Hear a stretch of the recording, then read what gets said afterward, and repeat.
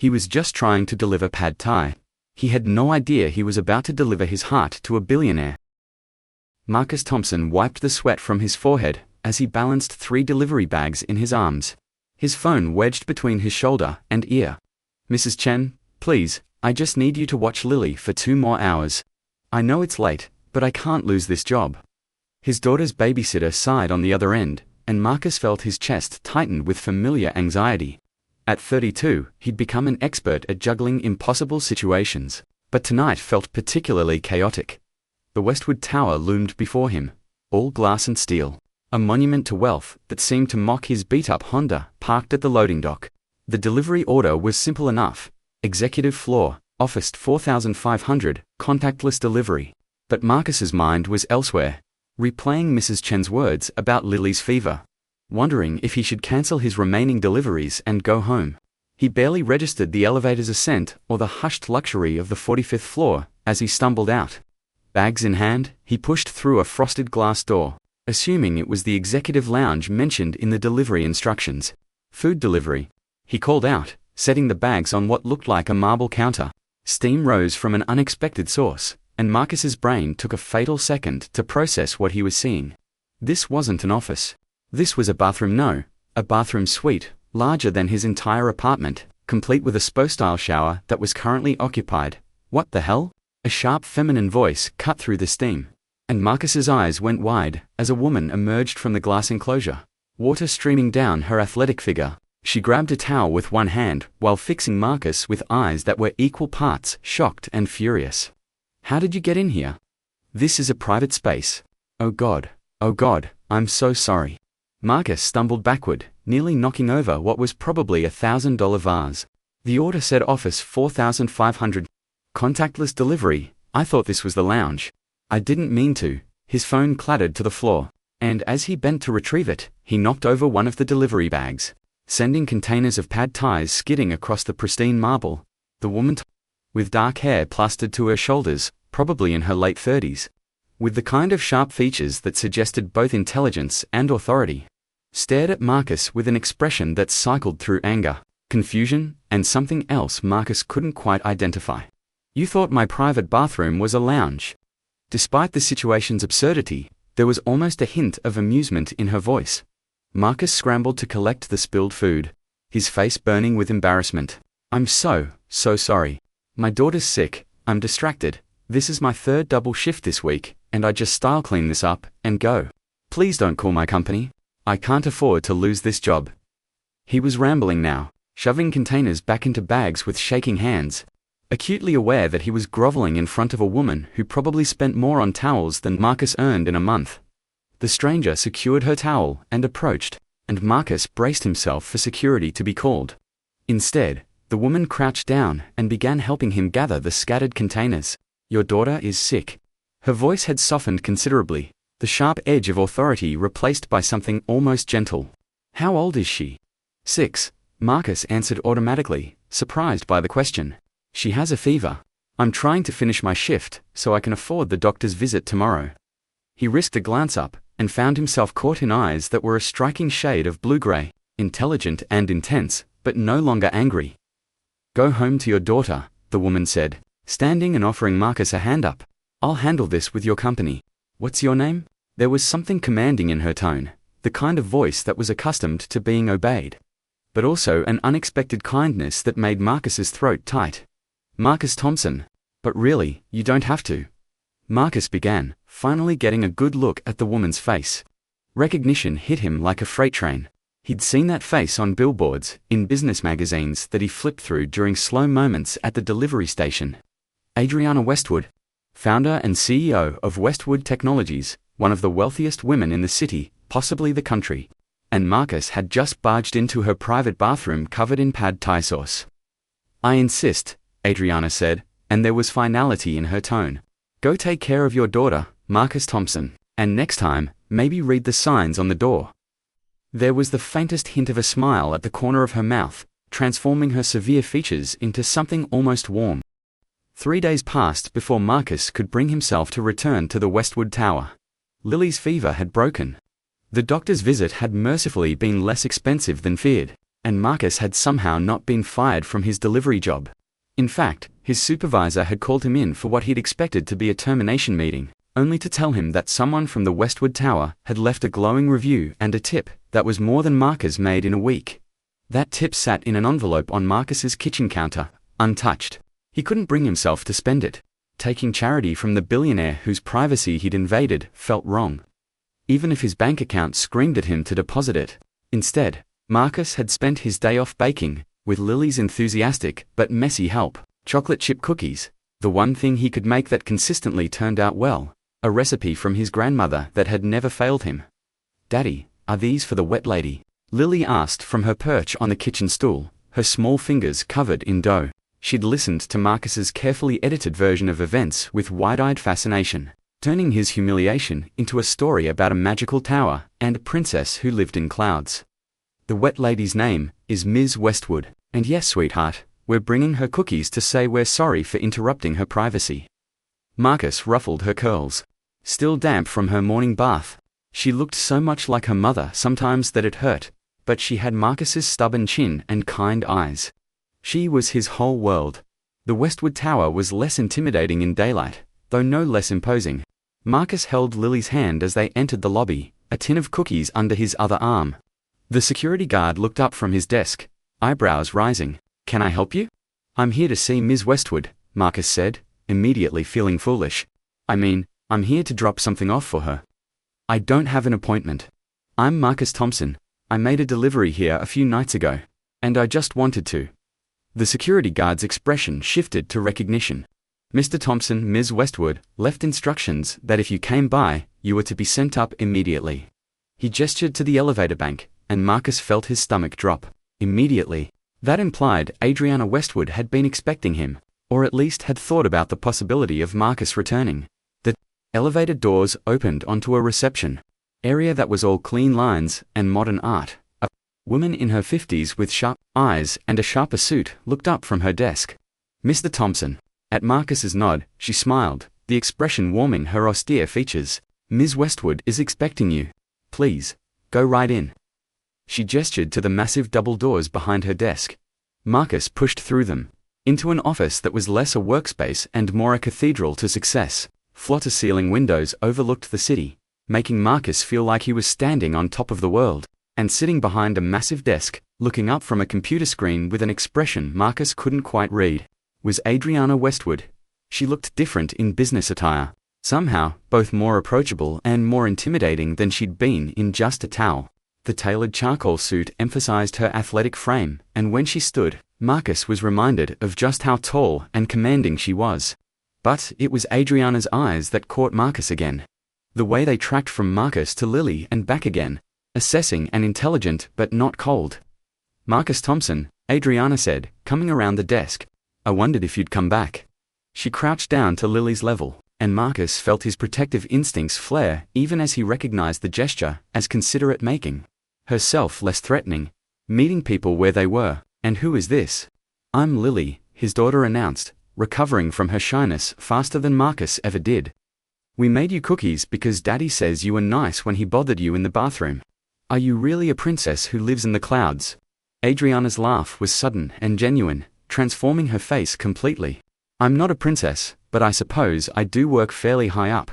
It's very nice to meet you, Lily. I'm Adriana." She held out her hand, and Lily shook it with the seriousness of a business negotiation. Marcus presented the cookies, stumbling through his thanks, and watched as Adriana tasted one with what seemed like genuine appreciation. They talked, and Adriana asked about Lily with real interest. Listened to Marcus's explanation of his work with respect rather than pity. When Adriana suggested lunch together at the cafe downstairs, Marcus found himself saying yes, unable to resist the warmth in her smile or Lily's excited tugging on his hand. Over the next 3 weeks, Marcus received 7 delivery orders for the Westwood Tower, all specifically requesting him by name. The first time, he'd assumed it was coincidence. By the third, he knew better. By the 7th, he'd stopped pretending he wasn't looking forward to them. The orders were always placed in the evening, always for a single meal, and always included items that suggested Adriana had paid attention during their cafe lunch. Extra spring rolls from the Thai place after. Marcus had mentioned they were Lily's favorite. Coffee from the shop Marcus had said he couldn't afford to frequent. Desserts from the bakery near his apartment building that Marcus had pointed out as they'd parted ways that first afternoon. Tonight's delivery found Marcus navigating the now familiar path to Adriana's office. Margaret, the receptionist, waved him through with a knowing smile. He knocked on the office door, then pushed it open. "Food delivery," he called. Adriana was at her desk.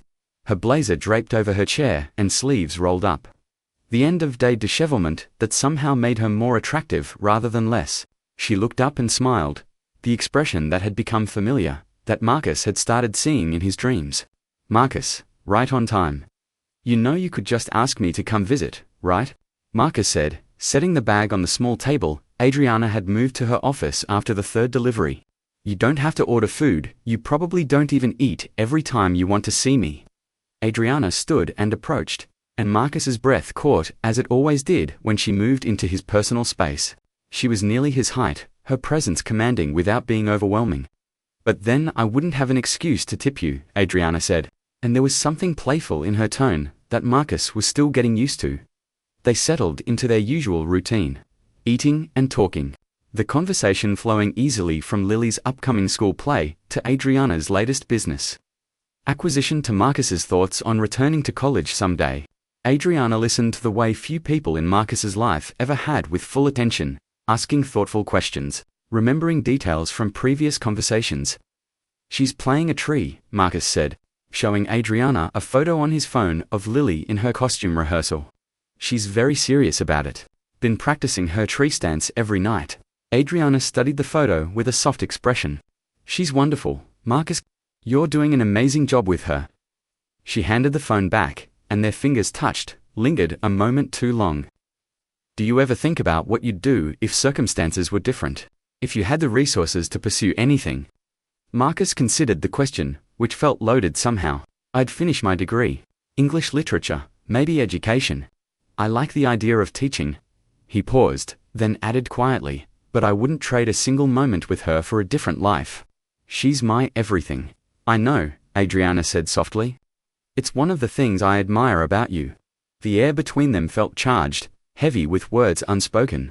Marcus was acutely aware of how close they were sitting, of the way Adriana's eyes kept dropping to his lips, of his own heart hoping for something he shouldn't want. This was dangerous territory. She was wealthy beyond his imagination, powerful, living in a world he could never fully belong to. His phone buzzed, shattering the moment. Mrs. Chen, calling about a family emergency. Marcus needed to pick up Lily immediately. When he explained, Adriana didn't hesitate. "I'm coming with you. You'll get there faster if I drive." They made it to Mrs. Chun's apartment in record time in Adriana's luxury car. Lily's face lit up, seeing both of them. "Daddy and Adriana." She launched herself at Marcus, then turned curious eyes to Adriana. "Can Adriana come home with us? We have ice cream." Marcus met Adriana's eyes, saw amusement and something tender there. "I'd love some ice cream," Adriana said quietly. The next 4 weeks unfolded like a dream. Marcus was afraid to wake from. Adriana took him to dinner, a quiet Italian place where they talked for hours. She started picking up Lily from school twice a week, the two of them developing their own easy rapport. On weekends, they did simple things: the park, museums, movies, with Adriana experiencing ordinary joy and Marcus watching his daughter bloom under the attention. But reality intruded when Marcus's supervisor pulled him aside. "Keep the personal and professional separate. Thompson, corporate doesn't like the appearance of impropriety." The warning stung because it was fair. That night, Marcus told Adriana he couldn't keep accepting deliveries to see her. Her solution was immediate: then quit. "I'll support you while you go back to school." Their first real fight erupted. "I can't just quit and let you pay for everything," Marcus had argued, pacing her penthouse. "That's not a relationship. Don't be crude," Adriana had snapped back. "I'm trying to help you achieve your dreams." "Why is that so offensive?" "Because I need to earn it. Because accepting your money makes me dependent, and what happens when this ends? When you realize you're bored of playing house with a poor single dad?" Adriana had gone very still, her face shuddering closed. "Is that what you think this is? You think I'm that shallow?" They'd made up 2 days later, but something had shifted. Marcus became hyper-aware of every imbalance. Every time Adriana paid for something, every designer item that appeared in Lily's closet. Then Marcus's car died. The transmission was gone. Repair costs more than the vehicle was worth. Without a car, he couldn't do deliveries. Without delivery income, his carefully balanced budget collapsed. When Adriana said, "I'll buy you a car," Marcus's immediate response was no. "Marcus, be reasonable. You need a vehicle. I'll figure it out. Take the bus until I save up." "That's ridiculous. I can write a check right now," I said. No. Marcus hadn't meant to shout. "Every time you solve my problems with money, it reminds me how unequal we are." Adriana pulled over, turned to face him. "I don't want you to give me things, Marcus. I want you. Just you and Lily. Why can't that be enough?" "Because it's not sustainable. Eventually, you'll resent supporting us, or I'll resent being supported." "What if we're already living together?" Adriana asked quietly. "Move in with me. You and Lily. Not because of money, but because I hate the nights you're not there. Because I'm in love with you, Marcus, and I want us to be a family." Marcus had felt panic instead of joy. "You're in love with me?" "Adriana, we've been dating barely a month. You can't, I can, and I do. I don't want to waste time being cautious when I know what I want." But Marcus's phone had rung the bookstore, needing him to cover a shift. He'd needed to say yes, needed the income, needed the independence. The ride home had been silent, thick with unsaid words. Over the next 2 weeks, things deteriorated. Marcus worked himself to exhaustion without his car. Adriana grew distant, as if Marcus's refusal to accept help had been a rejection of her. Then came the call from Lily's school. "Mr. Thompson, Lily's been in an accident. She broke her arm and needs to go to the hospital immediately." Marcus had been 45 minutes away by bus, and the panic had been immediate. He'd called Adriana without thinking. "Lily's hurt. She's going to Mercy General. I'm already on my way to get you. Where are you?" Adriana had arrived in minutes, and they'd broken traffic laws getting to the hospital. Lily's arm was broken, but would heal. But watching his daughter in pain, seeing medical bills pile up, Marcus had felt something snap. Adriana had stayed through everything, sitting with Lily, telling stories, making her laugh through tears. She'd quietly handled the hospital bill before Marcus even knew. Later, when Lily slept, Adriana had pulled Marcus into her arms. "Partners help each other," she'd said. "They lean on each other. They accept support without it diminishing who they are." "I don't know how to do that," Marcus had admitted, crying into her shoulder. "I've been on my own so long. You're not failing anyone. Strength doesn't mean doing everything alone." "I love you too," Marcus had whispered. "I'm sorry I didn't say it before." The next day, instead of buying Marcus a car, Adriana had co-signed a loan so he could buy one himself. Maintain his independence while having support. Partners, she'd reminded him. They'd started building something real after that. Learning to navigate their differences, choosing each other through the hard conversations and the beautiful moments. Living with Adriana was both easier and harder than Marcus had imagined. Easier because she was genuinely thoughtful. Harder because of the constant scrutiny, the whispers, the judgment. The media found out within a week. A photo of Adriana, Marcus, and Lily at the park surfaced online, and by morning, Marcus's life had been dissected across tabloids and business journals. Tech billionaire's secret family. From delivery driver to penthouse, the Cinderella story of Marcus Thompson. Marcus had woken to 17 missed calls, hundreds of notifications, and a reporter in their building lobby. Reading the articles made him physically ill. Some painted him as a gold digger, others as wholesome influence, none seeing him as simply Marcus, a person who'd fallen in love. "Ignore them," Adriana had said, jaw tight with anger. "They'll move on in a week." But they hadn't. The attention intensified. Marcus's ex-wife sold an interview claiming he'd always been opportunistic. Former acquaintances shared stories painting Marcus as saint or schemer. Through it all, Marcus felt exposed, vulnerable, his privacy stripped away. Worst was Lily's school. Other parents treated Marcus differently, some with deference that made his skin crawl, others with hostility. Lily came home crying because a classmate said her daddy only dated Adriana for money. "We can sue them," Adriana had said, pacing like a caged predator. "Every publication that's printed lies. No. That'll make it worse. I just want it to stop." Adriana had knelt before him. "I'm so sorry.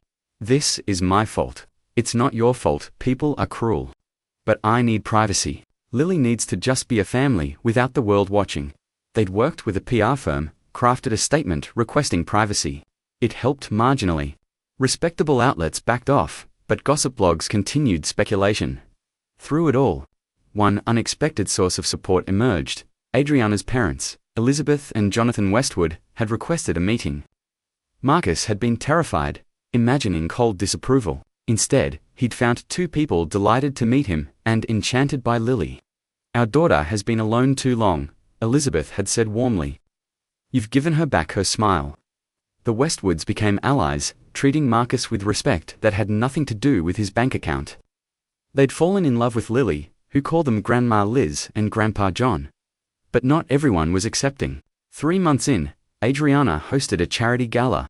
Marcus had dreaded it, despite Adriana's reassurances and the expensive suit she'd bought him. When Adriana was pulled into a business discussion, Marcus found himself approached by Vanessa Carlyle, dripping in diamonds. "So you're the famous Marcus Thompson, the delivery driver who captured Adriana Westwood's heart. How unexpected."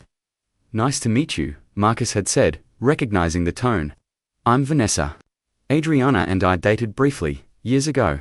I must say, you're not her usual type. She typically prefers people from her own social sphere. Maybe that's why those relationships didn't work out." Vanessa's smile turned sharp. "Perhaps.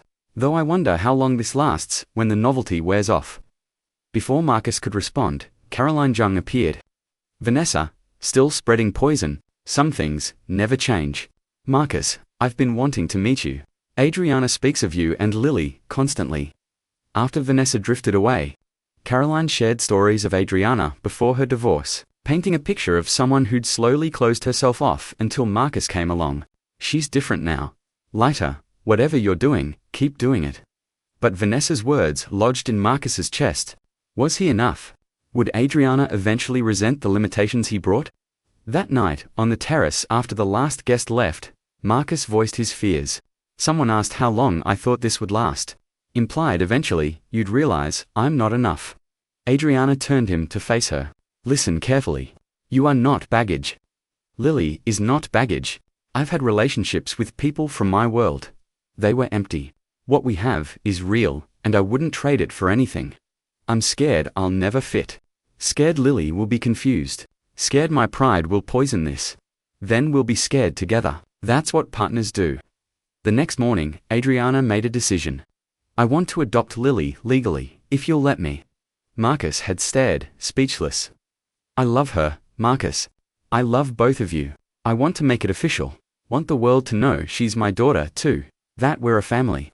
After talking with Lily, who enthusiastically agreed she wanted Adriana as her mum, Marcus said yes.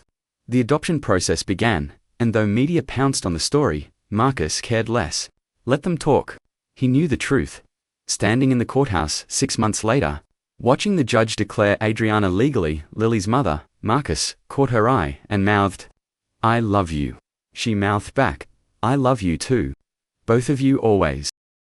A year and a half after Marcus accidentally walked into Adriana's bathroom, he stood in their penthouse watching Lily and Adriana build an elaborate blanket fort. Saturday morning sun streamed through windows as his daughter giggled and Adriana pretended a cushion was too heavy to lift. Marcus's life had transformed beyond recognition. He'd enrolled part-time in a literature program, funded by a scholarship Adriana helped him apply for, but that he'd earned on merit. He managed the bookstore now, loving the work of connecting readers with stories. They'd found their rhythm as a family. Lily thrived in a progressive public school where diversity was celebrated. Adriana had cut back her hours, learning that building an empire meant nothing without people to share it with. Family dinners were chaotic and loud, and Adriana confessed they were her favorite part of each day. Media attention had died to a dull roar. They were old news now. Marcus had learned to navigate Adriana's world with confidence. Had made friends who saw past wealth to humanity beneath. But there was one thing they hadn't done: marriage. Marcus knew Adriana was waiting for him to be ready. They'd discussed it obliquely, but Marcus always changed the subject. Because, despite everything, some small part still whispered he wasn't enough. That making it legal would expose their fundamental inequality. After Lily fell asleep in the fort during reading time, Adriana carefully carried her to bed. Marcus dismantled the fort, lost in thought, not noticing Adriana's return until arms wrapped around him from behind. You're thinking too loud, Adriana murmured. What's wrong? Marcus leaned into the embrace. Nothing's wrong. Everything's right. That's what scares me. Adriana turned him around, studied his face. Talk to me. I keep waiting for the other shoe to drop. For you to realize you made a mistake. Marcus, let me finish.